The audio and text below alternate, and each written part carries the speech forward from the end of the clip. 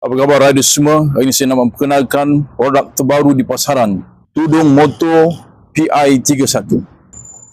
Perbezaan antara selimut motor dan tudung motor adalah tudung motor dia hanya menutupi bahagian kepala motosikal saja.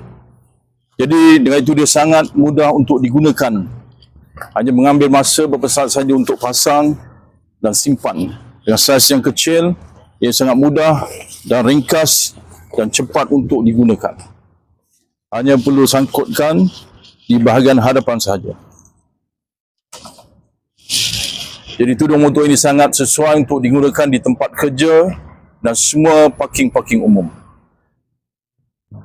Bahagian tepi tudung motor ini telah diklipkan belah kiri dan kanan supaya dia membentuk seperti tudung. Jadi apabila kita letakkan tudung motor ini di atas motosikal kita, dia akan terletak kemas.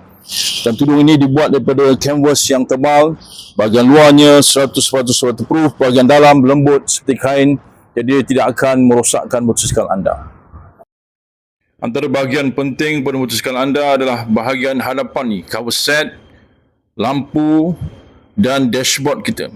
Jadi bahagian ni kalau kita biarkan berpanas berhujan, maka dia akan jadi pudar, kusam, kering dan berkah.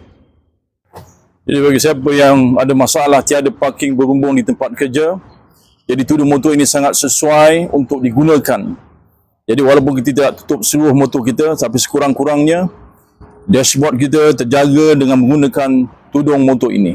Jadi siapa yang berminat dengan tudung motor ini, boleh hubungi saya atau layari laman web simotmotor.com.